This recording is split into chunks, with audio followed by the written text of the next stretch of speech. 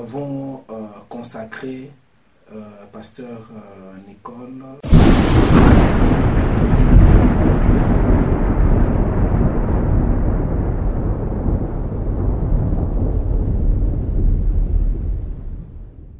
Capacité surnaturelle que Dieu donne à quelqu'un pour qu'il accomplisse certaines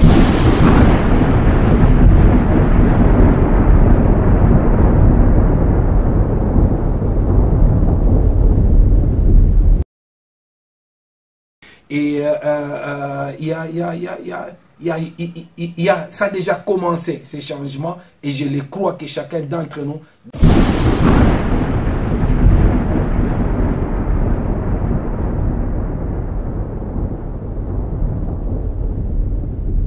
sommes là pour vous.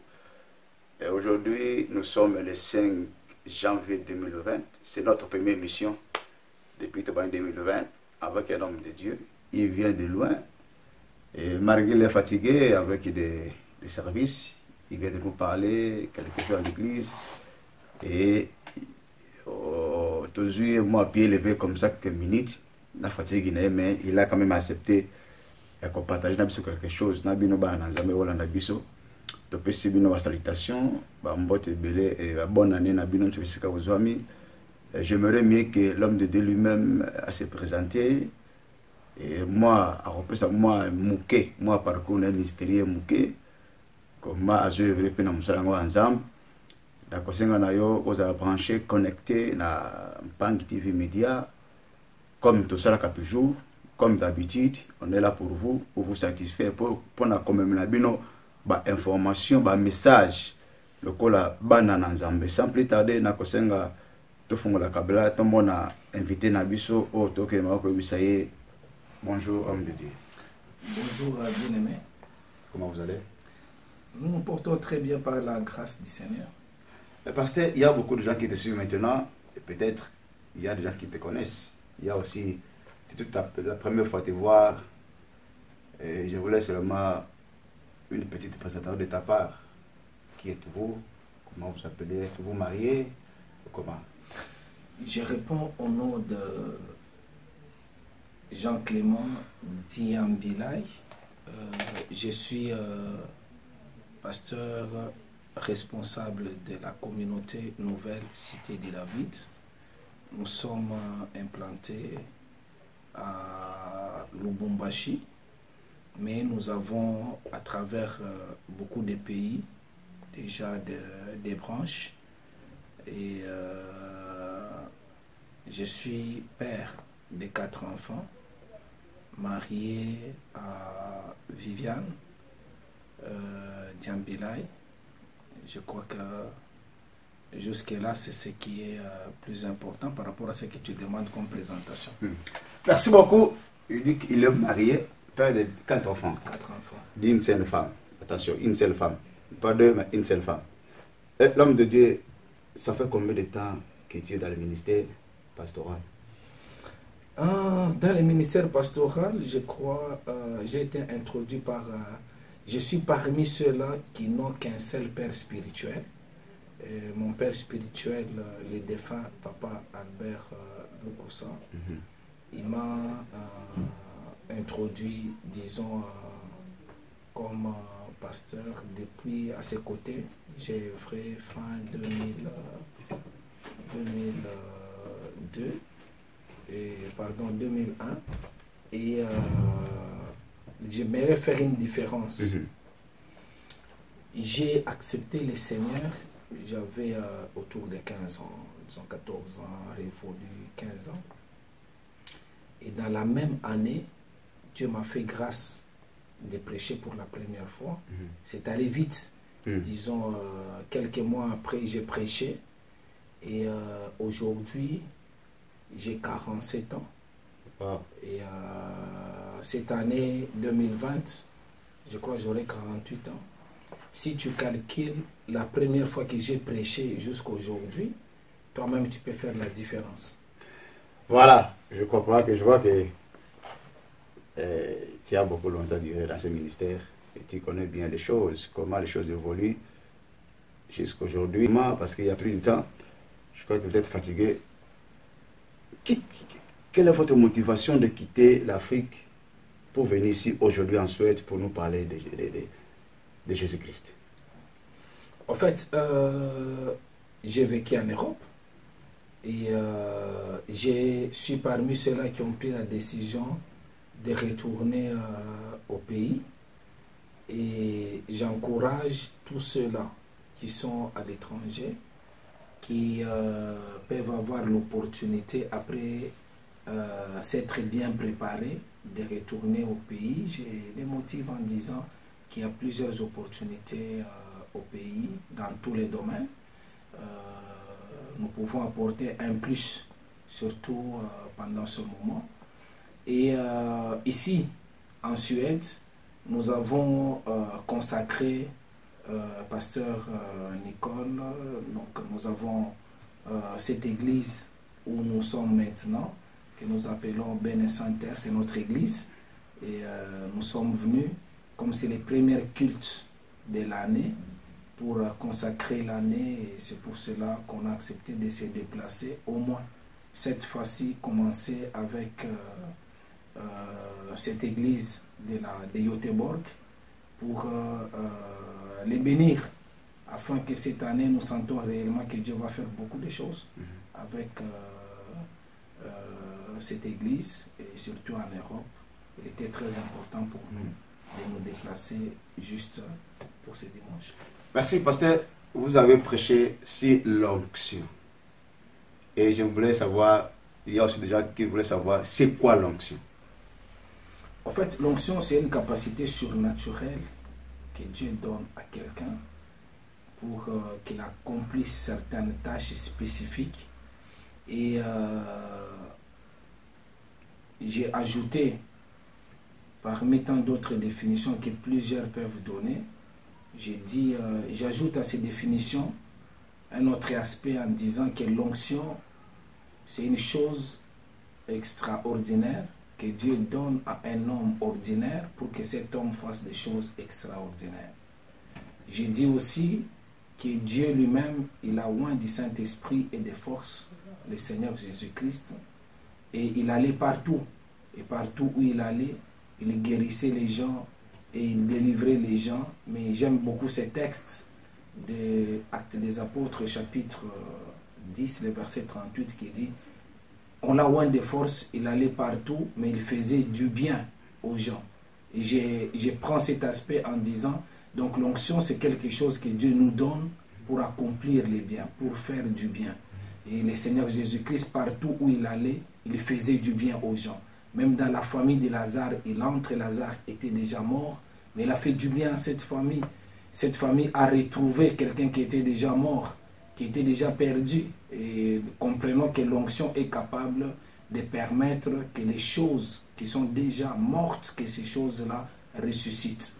Même les biens qui sont déjà perdus, que ces biens-là puissent être retrouvés. J'ai ajouté même en disant que, imaginez-vous que Lazare, si, entre guillemets, Lazare était marié, parce que la Bible ne donne pas cette précision, au même moment que Lazare est ressuscité, sa femme l'a retrouvé. S'il avait des enfants, au même moment, les enfants ont retrouvé leur papa.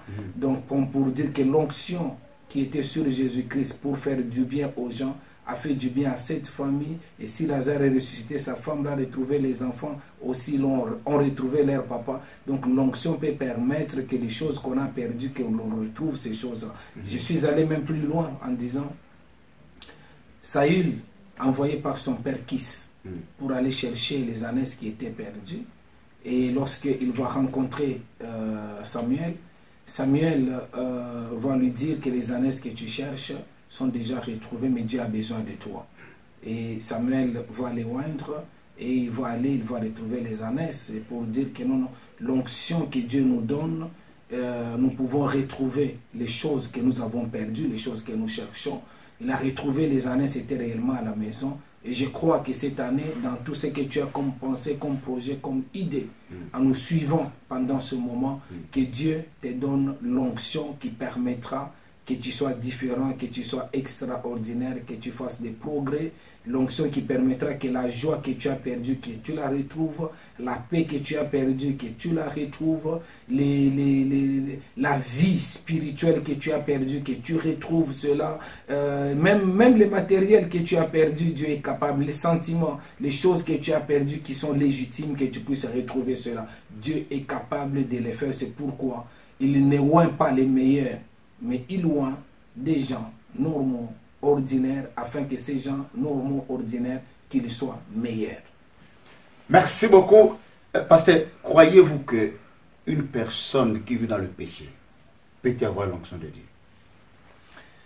J'aimerais dire quelque chose quand même qui est très important et que lorsque nous venons au Seigneur, il est très important que nous puissions savoir que la chose la plus importante, c'est d'être à l'image de Dieu et à la ressemblance de Dieu. Tel il est, tel nous devons être. Il est saint, nous devons être saints. Il est puissant, nous devons être puissants.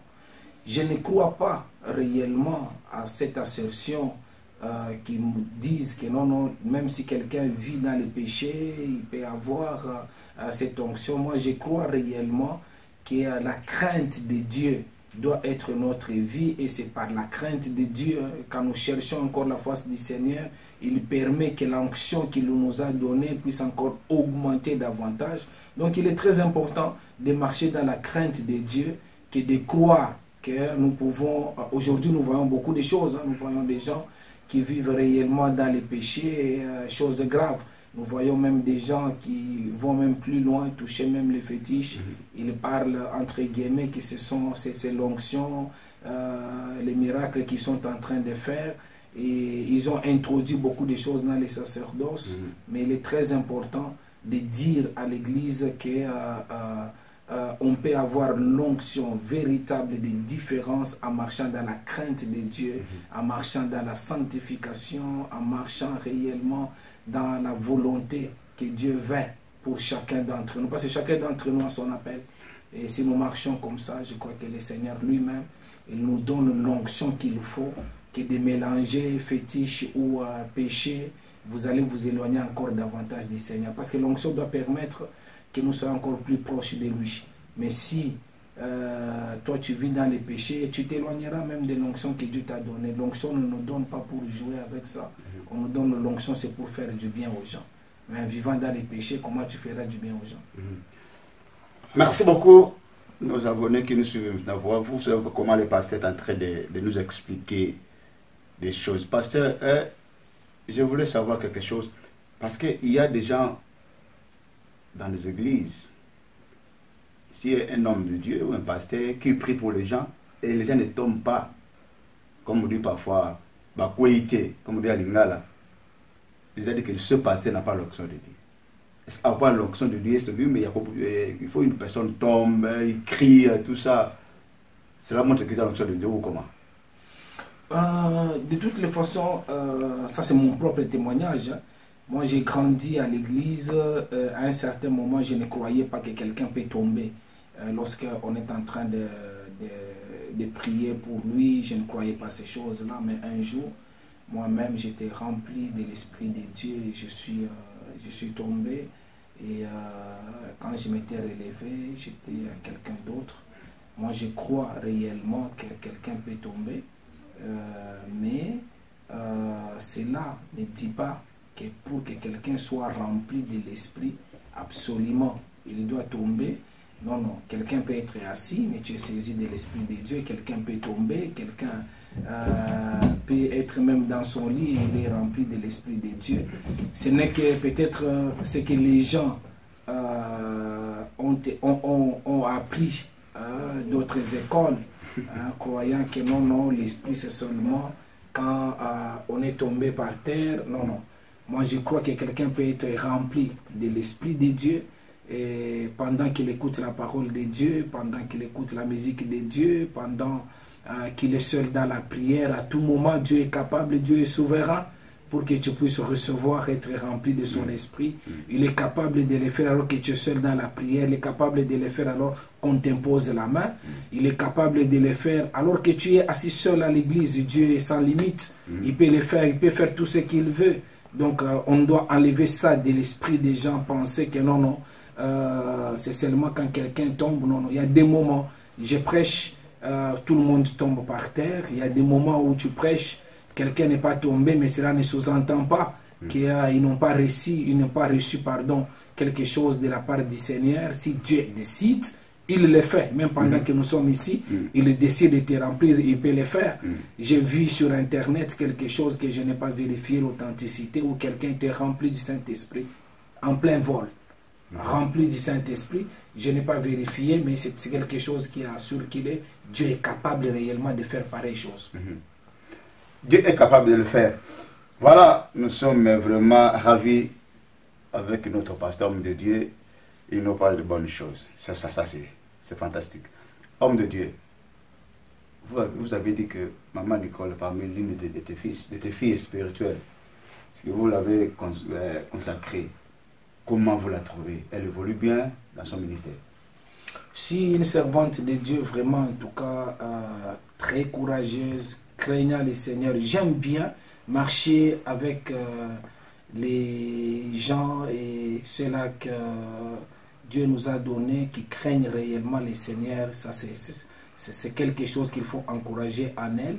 Tu sais que dans le corps de Christ, j'ai un parcours, j'ai des pères que je reconnais, j'ai des aînés que je reconnais, j'ai des amis aussi, des collègues, mais avoir des enfants comme Maman Nicole, c'est quelque chose vraiment de spécial, parce que parmi ses qualités, c'est que c'est une véritable intercesseuse.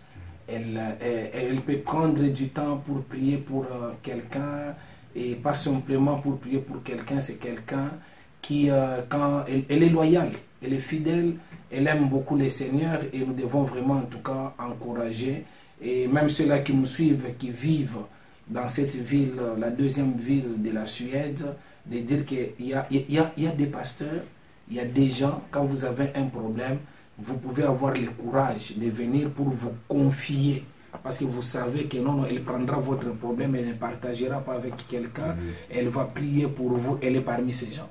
Et c'est quelque chose vraiment de formidable, et j'ai toujours béni Dieu de me l'avoir donné. Et quand tu la vois, comment, en toi-même, comment tu te sens? Je sens réellement qu'elle a encore grandi spirituellement, et depuis que nous sommes rentrés en Afrique, on n'a pas le temps qu'on avait, parce que quand on était ici en Europe, on avait beaucoup plus de temps. Mais c'est vrai, aujourd'hui, avec la technologie, on peut se parler beaucoup plus par les réseaux sociaux, par l'internet, par les médias, mais en la voyant, surtout les dernières années, je sens réellement que sa consécration a payé. Vous sentez vraiment que spirituellement, elle a beaucoup grandi, elle a beaucoup évolué. Là, tu as la joie. La joie est grande, et nous bénissons le Seigneur, et ça nous encourage en disant que non, vous pouvez investir dans la vie de quelqu'un, et Dieu est capable de faire encore plus lorsque la personne a la bonne volonté. C'est ce que nous voyons. La joie est immense. Merci, l'homme de Dieu. Comment tu l'as connu, Maman Nicole? Parce que vous avez dit que vous avez vécu longtemps en Norvège. Mais elle qui habite en Suède, comment tu l'as connu? Bon, Norvège et la Suède, et Norvège où j'ai habité, non loin de Oslo, et ici à Göteborg, la distance n'étant pas longue, donc vous avez 3 heures de route, donc c'était trop facile pour nous de venir régulièrement ici, et chaque fois que j'organisais les actions qu'on appelait la conférence des Pâques, j'organisais ça régulièrement chaque Pâques, et ça continuait même avec elle. Donc elle venait à ces actions en Norvège régulièrement, et des fois nous on venait ici, où on pouvait se déplacer pour aller même en Belgique à chaque période pour organiser la conférence des Pâques. C'était une institution, même maintenant c'est resté une institution. Donc on a multiplié avec elle des actions comme ça où on a travaillé ensemble. Mais la première, les premiers contacts, ce que je voulais dire, c'était ici, en Suède. J'étais invité à une grande cérémonie, c'était un réveillon de fin d'année. J'étais venu et je l'avais trouvé là. Et après, ce n'était pas une église, il n'était pas membre, il n'était pas encore pasteur. Et je l'avais trouvé, j'ai commencé à parler avec elle, à la suivre jusqu'au moment où le Seigneur a permis que nous puissions la consacrer comme pasteur. Merci beaucoup, le pasteur a permis. Ça évolue très bien. Là, le pasteur peut dire que non, il a semé dans le bon terre. Si, en tout cas, encore une fois, j'ai béni le Seigneur, je n'ai pas beaucoup de choses à dire là-dessus, j'ai béni grandement le Seigneur et je me dis, ça ce n'est pas mon œuvre, c'est l'œuvre du Seigneur, c'est Dieu qui a fait ça. Entre parenthèses, pasteur, vous avez dit que vous avez vécu à Norvège, qu'est-ce qui t'a motivé de rentrer au pays? Plusieurs choses, mais je peux dire que le Seigneur m'a imposé ça pour que je puisse rentrer. J'étais pasteur quand je suis allé en Norvège, mais je suis rentré, Dieu m'a fait grâce, l'église que Dieu m'avait confiée, elle était toujours maintenue, mais n'avait pas connu une très grande croissance. Et Dieu m'avait donné des enfants vraiment très fidèles. Donc jusqu'à aujourd'hui, j'évolue avec eux. Et en rentrant là-bas, j'ai senti réellement que j'avais beaucoup de choses que je pouvais apporter au corps de Christ, pas simplement au Congo, en Afrique, à travers le monde, mais en ayant ma grande base, qui est Lubumbashi, la communauté Nouvelle Cité de David. Et Dieu ne trompe pas. Il m'a bousculé pour que je me retrouve, basculé pour que je me retrouve à Lubumbashi, où je suis établi présentement, où j'ai béni grandement le Seigneur et j'ai accepté volontiers de rentrer, d'accepter de retourner au pays et de voir réellement que Dieu qui m'a demandé de faire cela, quand je suis rentré, j'ai vu que les choses sont en train d'évoluer comme lui-même. Il est dans la barque, c'est difficile.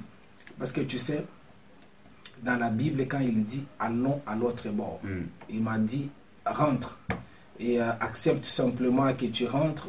Et quand je suis rentré, au départ, je pensais que ça allait être trop difficile, mais en arrivant sur place, j'ai vu vraiment au fur et à mesure que les choses allaient très bien. J'ai compris que Jésus était dans la barque. Même s'il y a la tempête, quand il est dans la barque, tu arriveras toujours à l'autre bord. Et j'ai compris réellement, et là, aujourd'hui, j'ai béni grandement le Seigneur. Et c'est pour cela que j'encourage vraiment, en tout cas, tous les compatriotes en disant, si vous avez la bonne opportunité de retourner au pays, que toutes les choses sont bien réunies pour vous, vous ne rentrez pas pour rentrer, si vous n'avez pas encore les rémas de Dieu. Mais si vous sentez vraiment qu'il y a les rémas et qu'il y a les bonnes opportunités, venez, vous avez un plus à donner à notre pays. Merci beaucoup. Nous sommes pas en TV Média. Nous sommes presque à la fin de notre entité avec le pasteur. Pasteur, une petite question. Tant que Congolais, est-ce que vous êtes Congolais? Tant que Congolais, mettons un peu entre parenthèses votre casquette pastorale. Tant que Congolais, ce qui se passe à l'est de notre pays, vous avez commenté l'affaire. C'est triste, c'est inacceptable ce qui se passe à Beni, à Boni, disons. À un certain moment, quand on réfléchit sur tout ça, on se dit, peuple congolais, tous, nous devons pas simplement nous lever pour prier pour nos frères et sœurs qui tombent tous les jours, qui meurent tous les jours dans cette zone, mais nous devons aussi comprendre qu'il est très important de combattre les antivaleurs. Je suis d'avis aussi, je crois réellement qu'il y a plusieurs infiltrations, plusieurs gens qui se sont infiltrés dans notre pays, et pour combattre l'ennemi quand il est à l'extérieur, c'est facile. Et quand l'ennemi est déjà à l'intérieur, ça devient vraiment trop difficile. Et pour le faire, nous avons besoin que tout le monde puisse être vrai compatriote, que tout le monde soit réellement prêt pour combattre les antivaleurs. Les Congolais doivent changer sa mentalité. Notre mentalité doit réellement changer, et cela à tous les niveaux. Par notre comportement, comment expliquer? Vous devez accepter de voir, vous savez, nous les Congolais, quand nous avons grandi, on n'acceptait pas de voir les sangs comme ça. Mais aujourd'hui, les Congolais commencent à accepter à voir les sangs à gauche et à droite. C'est quelque chose que nous devons encore, pas simplement prier, mais insérer ça dans les chefs de nos enfants, dans les chefs de nos parents, les membres de nos familles, que cela soit banni. Il y a les antivaleurs qui sont entrés vraiment à l'est du Congo, et pour combattre cela, il est très important, pas simplement ceux-là qui sont là-bas sur place, qui sont en train de vivre cela, mais nous qui sommes loin, lorsque nous parlons avec eux, de leur dire réellement qu'il est très important qu'eux commencent déjà par un comportement pour arrêter cela. C'est vrai, il est très important que j'ai aimé ce que le nouveau cardinal Ambongo a dit récemment, en disant qu'il y a beaucoup de choses à faire. Nous devons réformer l'armée, nous devons réformer beaucoup de choses, surtout à l'est du Congo. Il faut responsabiliser, même au niveau de l'armée, au niveau de la police. Il faut qu'on fasse, qu'on responsabilise même par quartier, par territoire, que les gens soient bien équipés, que les gens soient bien enseignés, mais surtout l'éducation.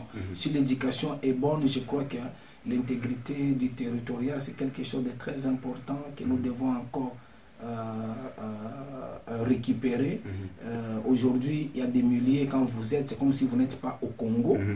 Vous sentez vraiment que ce n'est pas différent avec ce qui se passe dans d'autres régions au Moyen-Orient, où il y a la guerre permanente, et ça doit s'arrêter. Nous devons prier, mais nous devons poser aussi des actes. Et les actes, moi je le dis encore une fois, nous devons changer notre mentalité. Les gens qui sont là-bas doivent changer, mais nous aussi nous devons changer pour les accompagner réellement, dans l'amour vrai. Je ne sais pas qu'est-ce que nous gagnons en tuant nos propres frères.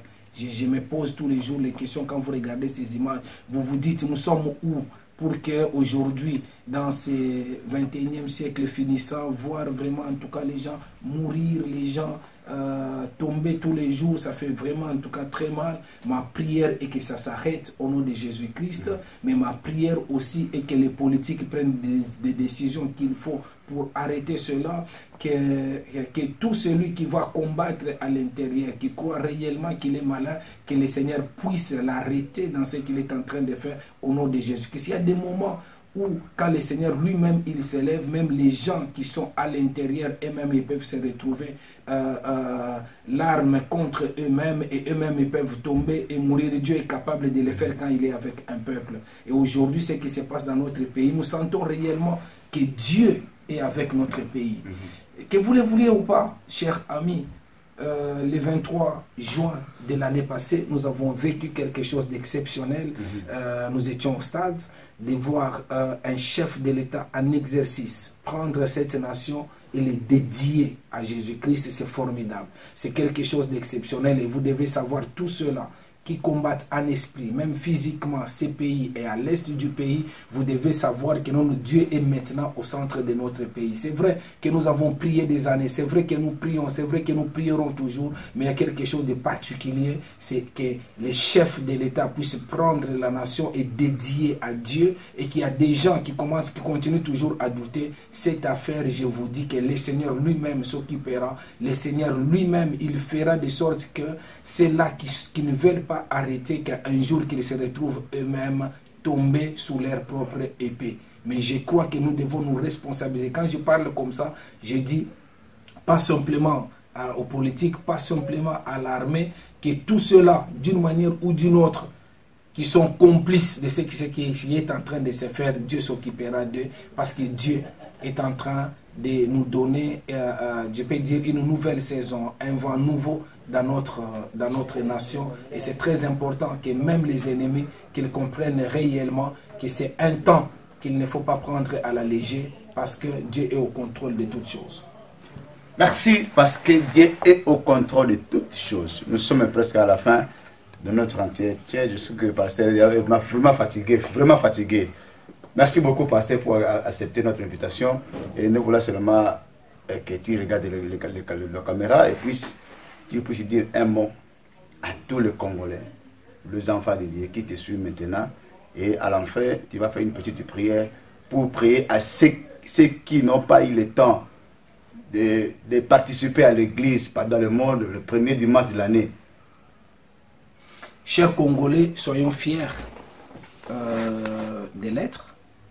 Et ma prière est que nous puissions réellement croire en un Congo nouveau, que nous puissions croire réellement que c'est le temps pour nous, pour un progrès, pour l'exode véritable.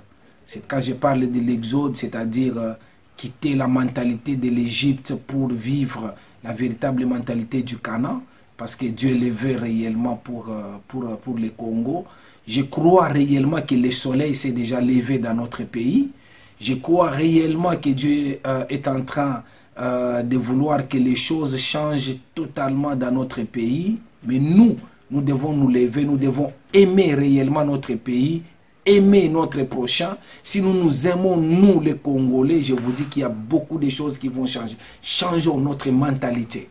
Changeons notre manière de faire la politique. Changeons notre manière de faire les ministères. Mais que ce soit pasteur, que ce soit étudiant. Changeons notre manière. Moi, ça m'étonne aujourd'hui de voir un parent qui achète les bulletins pour son enfant qui est à l'école primaire. Nous devons changer cela. Ça m'étonne aujourd'hui d'avoir aujourd'hui un pasteur qui peut aller faire les fétiches pour que les gens tombent. Un pasteur qui peut faire les fétiches pour que les gens se multiplient dans l'église. Nous devons arrêter cela. Ça m'étonne aujourd'hui de voir un politique qui prend les véhicules de travail et l'utilise à autre chose. Un politique qui accepte de perdre l'argent qui devait entrer dans la caisse, 1 million de dollars, pour qu'on les corrompt lui avec 10 000 dollars, 50 000 dollars. Ça doit s'arrêter. Nous devons changer nos mentalités. Même nous aussi, déjà, nous voyons ce qui se passe au niveau du sommet avec des chefs de l'État. Si ça descend au niveau du gouvernement, au niveau du Parlement, au niveau du Sénat,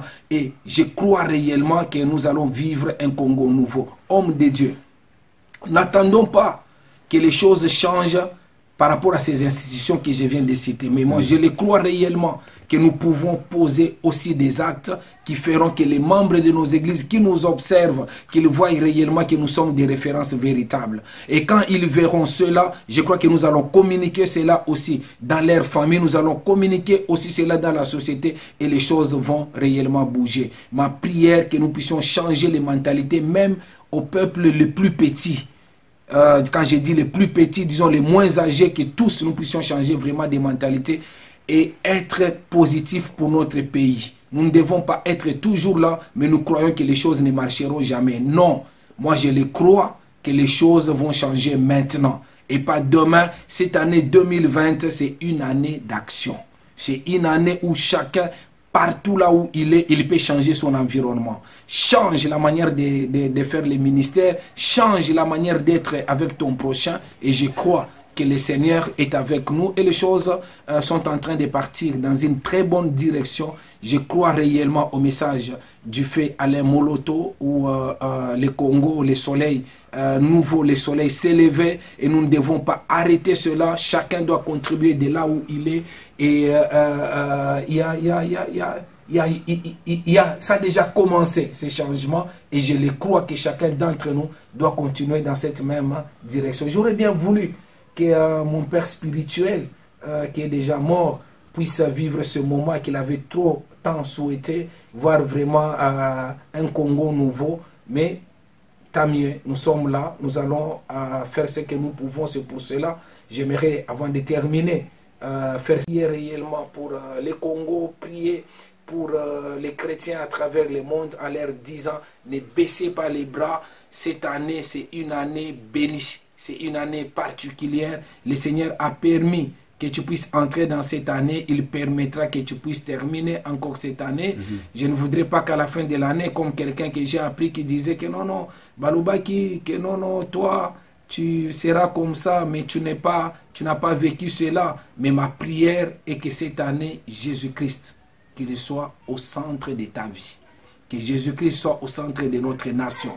Qu'il soit au centre de ton église. S'il est au centre de ton église, les autres choses que tu cherches, tu les auras sans difficulté. Retournons Jésus-Christ sur sa chaise. Retournons Jésus-Christ dans nos cœurs. Et les autres choses, nous les aurons comme lui-même, il nous a promises. Seigneur, j'aimerais pendant ce moment bénir mon bien-aimé qui est en train de me suivre. Tu connais son problème, tu connais sa difficulté. Mais j'aimerais, Seigneur Jésus-Christ, te les présenter. Ta parole déclare, Seigneur Jésus-Christ, que lorsque nous devons prier, nous devons, Seigneur Jésus-Christ, dire notre Père qui es aux cieux.